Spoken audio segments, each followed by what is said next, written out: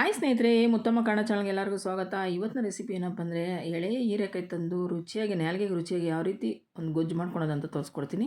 ಅದಕ್ಕೂ ಮುಂಚೆ ನನ್ನ ಚಾನಲ್ಗೆ ಒಂದು ಲೈಕ್ ಕೊಡಿ, ಪಕ್ಕದಲ್ಲಿಂದ ಬೆಲ್ ಬಟನ್ ಪ್ರೆಸ್ ಮಾಡಿ, ಎಲ್ಲರಿಗೂ ಶೇರ್ ಮಾಡಿ. ನನ್ನ ಹಾಕೋ ಮೊದಲನೇ ವಿಡಿಯೋ ಏನೇನು ಬರುತ್ತೆ. ಇವಾಗ ನಾನು ತೋರಿಸ್ಕೊಡ್ತಾ ಇದ್ದೀನಿ ನೋಡಿ ಏನೇನು ತೊಗೊಂಡಿದ್ದೀನಿ ಅಂತ. ಹೀರೆಕಾಯಿ ಬಂದುಬಿಟ್ಟು ನಾನು ಅರ್ಧ ಕೆ ಜಿಯಷ್ಟು ಹೀರೆಕಾಯಿ ಎಳೆಕಾಯಿ ತೊಗೊಂಡಿದ್ದೀನಿ ನೋಡಿ. ಅದ್ರ ಮೇಲೆ ಇರೋ ಚಿಪ್ಪೆ ಎಲ್ಲ ಸ್ವಲ್ಪ ನಾವು ಕೆರ್ಕೋಬೇಕು. ಲೈಟಾಗೆ ಪೂರ್ತಿ ತೆಗಿಬಾರ್ದು, ಸ್ವಲ್ಪ ತಗೊಬೇಕು. ತೊಗೊಂಡು ಇದನ್ನು ನಾನು 2 ಪೀಸ್ ಮಾಡಿಕೊಂಡು ನೀರಲ್ಲಿ ಹಾಕಿ ನೀಟಾಗಿ ತೊಳ್ಕೊತಾ ಇದ್ದೀನಿ ನೋಡಿ. ಈ ಥರ ಕೆರ್ಕೊಂಡು ಇದನ್ನು ಇವಾಗ ನಾವು ಅರ್ಧ ಮಾಡಿಕೊಂಡು ನೀರಲ್ಲಿ ಹಾಕಿ ತೊಳ್ಕೊಬೇಕು. ಹೀರೆಕಾಯಿ ಅಂತೂ ನಮಗೆ ಈ ಬಿಸಿಲು ಕಾಲಿಗೆ ತುಂಬಾ ಒಳ್ಳೆಯದು ಆರೋಗ್ಯಕ್ಕೆ. ಈಗ ನಾನು ಇದನ್ನು ನಾವು ಪಲ್ಯಕ್ಕೆ ಹಚ್ಕೋತಿರಲ್ಲ ಆ ರೀತಿಯೇ ಹಚ್ಕೋಬೇಕು. ಅದು ಸ್ವಲ್ಪ ಸಣ್ಣ ಹಚ್ಕೋಬೇಕು. ಸಣ್ಣ ಹಚ್ಕೊಂಡು ಮಾಡ್ಕೊಳೋದ್ರಿಂದ ತುಂಬ ರುಚಿಯಾಗಿರುತ್ತೆ ಗೊಜ್ಜು. ಈಗ ಬೇಸಿಗೆ ಕಾಲ ಇರೋದ್ರಿಂದ ಸ್ವಲ್ಪ ನಾವು ಈ ನೀರಿನಾಂಶ ಇರೋದು ತರಕಾರಿ ತಂದು ಮಾಡ್ಕೋಬೇಕಾಗುತ್ತೆ. ಯಾಕಂದರೆ ಸೋರೆಕಾಯಿ, ಹೀರೆಕಾಯಿ ಈ ಥರ, ಆಮೇಲೆ ಇದು ಬೂದುಗುಂಬಳಕಾಯಿ ಆ ಥರ.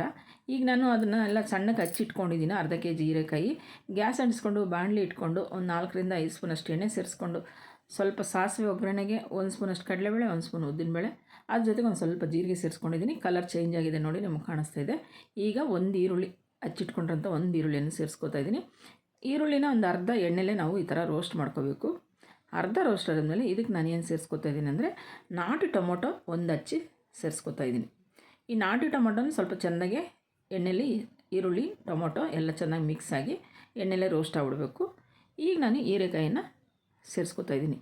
ಈ ರೀತಿ ಹೀರೆಕಾಯಿ ಗೊಜ್ಜು ಮಾಡಿಕೊಂಡು ನೀವು ದೋಸೆಗಂತೂ ಮಾಡ್ಕೊಳ್ಳಿ, ತುಂಬ ಚೆನ್ನಾಗಿರುತ್ತೆ. ಮಕ್ಕಳಂತೂ ಆಲೂಗಡ್ಡೆ ಪಲ್ಯನೇ ಕೇಳಲ್ಲ. ಈ ರೀತಿ ಬಾಕ್ಸ್ ನೀವು ಬೇಕಾದರೆ ಮಕ್ಕಳಿಗಾಗಲಿ ದೊಡ್ಡವ್ರಿಗಾಗಲಿ ಮಾಡಿ ಕಳಿಸ್ತಾರೆ, ಬೇಗನೆ ಖಾಲಿ ಮಾಡ್ಕೊಂಬರ್ತಾರೆ. ದೋಸೆಗಂತೂ ತುಂಬ ಟೇಸ್ಟಿಯಾಗಿರುತ್ತೆ. ಈಗ ಸ್ವಲ್ಪ ನಾನು ಹೀರೆಕಾಯಿ ಸೇರಿಸ್ಮೇಲೆ ಎಲ್ಲ ತಿರುಗಿಸ್ಕೊಂಡು ರುಚಿಗೆ ತಕ್ಕಷ್ಟು ಉಪ್ಪನ್ನು ಹಾಕ್ಕೊಂಡು ಒಂದು 1/4 ಸ್ಪೂನಷ್ಟು ನಾನು 1/4 ಸ್ಪೂನಷ್ಟು ಅರಿಶಿನ ಸೇರಿಸ್ಕೊತಾ ಇದ್ದೀನಿ. ಈಗ ಅದನ್ನು ಹಾಗೆ ಮಿಕ್ಸ್ ಮಾಡಿಬಿಟ್ಟು ಇದನ್ನು ನಾನು ಸಣ್ಣ ಉರಿಯಲ್ಲಿ 5 ನಿಮಿಷ ನಾನು ಇದನ್ನು ಬೇಯಿಸ್ಬಿಡ್ತೀನಿ. 5 ನಿಮಿಷ ಬೇಯಬೇಕು ಸಣ್ಣ ಉರಿಯಲ್ಲೇ. ಈಗ ನೋಡಿ ಬೆಂದಿದೆ. ಪ್ಲೇಟ್ ತೆಗೆದು ನೋಡ್ತಾ ಇದ್ದೀನಿ ನೋಡಿ, ಎಲ್ಲ ಕಲರ್ ಚೇಂಜ್ ಆಗಿದೆ, ಕಾಣಿಸ್ತಾ ಇದೆ. ನೀರು ಸ್ವಲ್ಪ ಬಿಟ್ಕೊಂಡಿದೆ, ಈ ನೀರಿನ ಅಂಶ ಕಾಣಿಸ್ತಾ ಇದೆ ನೋಡಿ. ನೀರೇನು ಸೇರಿಸಷ್ಟಿರಲ್ಲ, ಯಾಕಂದರೆ ಹೀರೆಕಾಯಲ್ಲಿ ನೀರು ಇರೋದ್ರಿಂದ ನೀರು ನೋಡಿ ಇಷ್ಟು ನೀರು ಬಿಟ್ಕೊಂಡಿದೆ. ಈಗ ನಾನು ಅದಕ್ಕೆ ಸಾಂಬಾರು ಪುಡಿ, ಹುಳಿ ಪುಡಿ ಅಂತಾರಲ್ಲ, 1/4 ಸ್ಪೂನಷ್ಟು ಸೇರಿಸ್ಕೊತಾ ಇದ್ದೀನಿ.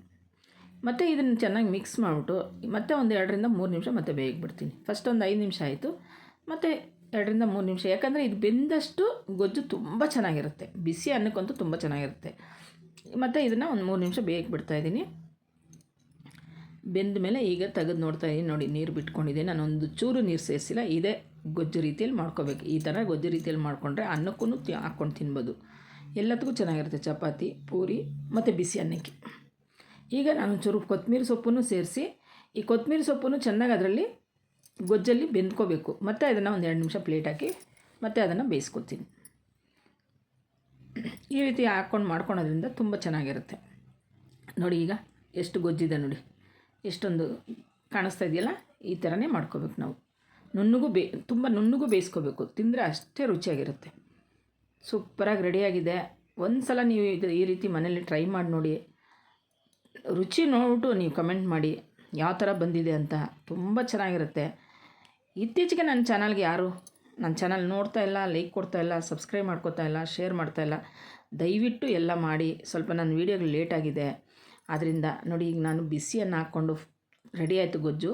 ಬಿಸಿಯನ್ನು ಹಾಕ್ಕೊಂಡು ಬಿಸಿಯನ್ನಕ್ಕೆ ಒಂಚೂರು ಗೊಜ್ಜಿಗೆ ಒಂದು ಸ್ವಲ್ಪ ತುಪ್ಪ ಸೇರಿಸ್ಕೊಂಡು ನಮ್ಮ ಮಕ್ಕಳಿಗೆ ಈ ರೀತಿ ನೀವು ಕಲಿಸ್ಕೊಟ್ರೆ ತರಕಾರಿನೂ ತಿಂದಂಗೆ ಆಗುತ್ತೆ, ಹೊಟ್ಟೆ ತುಂಬ ಊಟನೂ ಮಾಡ್ತಾರೆ. ಏಕೆಂದರೆ ಈ ರೀತಿ ಗೊಜ್ಜುಗಳು ಮಾಡಿಕೊಡಿ, ತುಂಬ ಚೆನ್ನಾಗಿರುತ್ತೆ. ಮಕ್ಕಳು ತುಂಬ ಇಷ್ಟಪಟ್ಟು ತಿಂತಾರೆ. ಬಿಸಿಗೆ ದೋಸೆಗಂತೂ ಸೂಪರಾಗಿರುತ್ತೆ. ಒಂದು ಸಲ ನೀವು ಮನೇಲಿ ಟ್ರೈ ಮಾಡಿ ನೋಡಿ. ಆ ರುಚಿ ನೋಡಿ ನೀವೇ ಮತ್ತೆ ಮತ್ತೆ ಹೀರೆಕಾಯಿ ತಂದು ಮಾಡ್ಕೋಬೇಕಪ್ಪ ಅನಿಸುತ್ತೆ. ಆ ರೀತಿ ಇರುತ್ತೆ. ನೋಡ್ತಾಯಿದ್ರೆ ನನಗೆ ತಿನ್ನಬೇಕು ಅನ್ನಿಸ್ತಾ ಇದೆ. ಆದರೂ ಟೇಸ್ಟ್ ನೋಡ್ತಾ ಇದ್ದೀನಿ, ಸಖತ್ತಾಗಿದೆ, ಸೂಪರಾಗಿ ಬಂದಿದೆ.